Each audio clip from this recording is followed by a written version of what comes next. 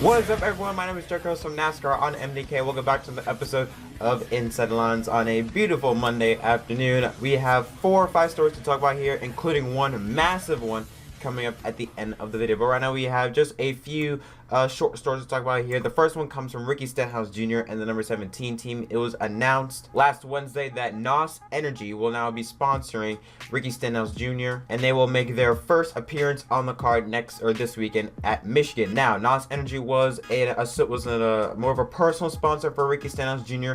and was also a primary sponsor for Ricky Stenhouse Jr.'s nationwide team back in 2011 and 2012. Nos Energy are also famously known for being partnered with Kyle Busch, who sponsored with Nos for his Xfinity Series program.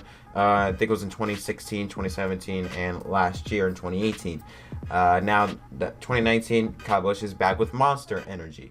So, yeah, Stenhouse, I mean, nice to see Nos back in NASCAR in the Cup level, but you know my opinions on Stenhouse. Let's just now we get into it. Now, our next story comes from Bubba Wallace and Richard Petty Motorsports, and this is big news. It was announced during Pocono weekend that Worldwide Technology made a leadership donation to the Victory Junction camp, and as a result of that, Victory Junction will now sponsor Bubba Wallace for 16 races. That's nearly half of the schedule, and this is really important because if you guys did not watch the Pocono telecast on Sunday, if I'm not mistaken, Mike Joy did say that without that sponsorship help from Worldwide Technology, Bubba Wallace was going to have to find a ride at the end of the season. So that is how in the hole Richard Petty was, that Bubba Wallace is going to possibly have to find a new ride. So this is extremely good news because what this does is that this gives Bubba stability.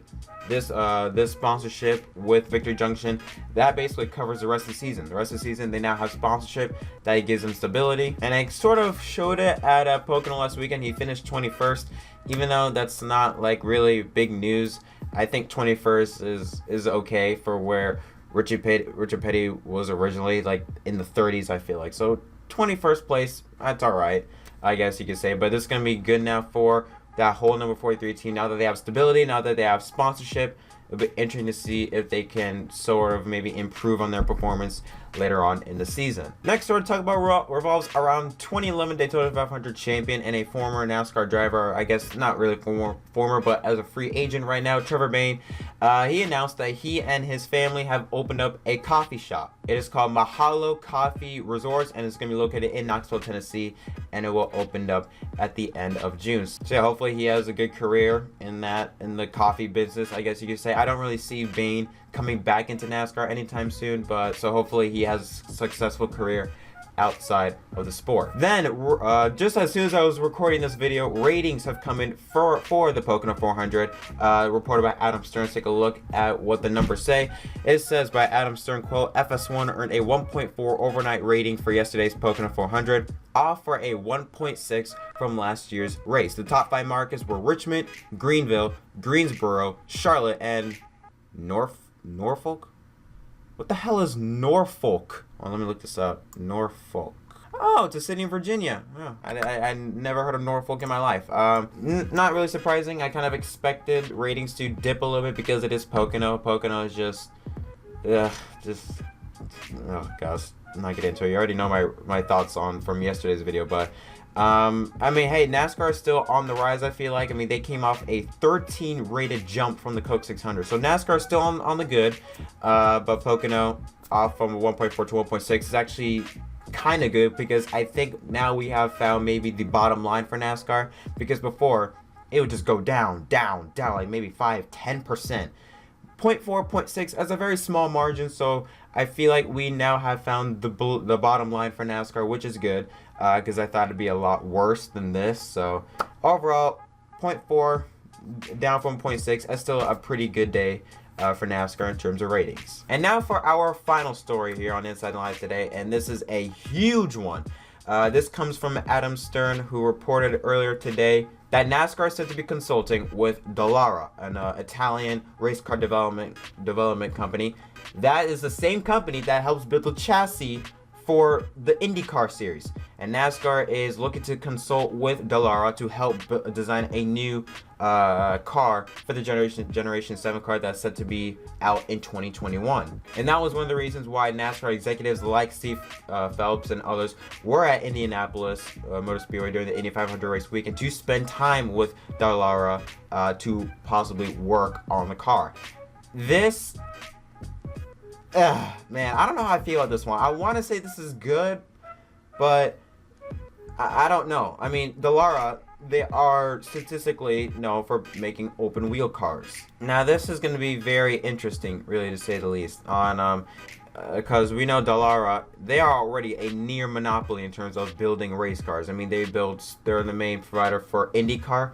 They are known for Formula One, also in sports car racing. So now them also possibly moving on to NASCAR possibly might not be good, because no one likes monopolies, and usually monopolies are not good for racing.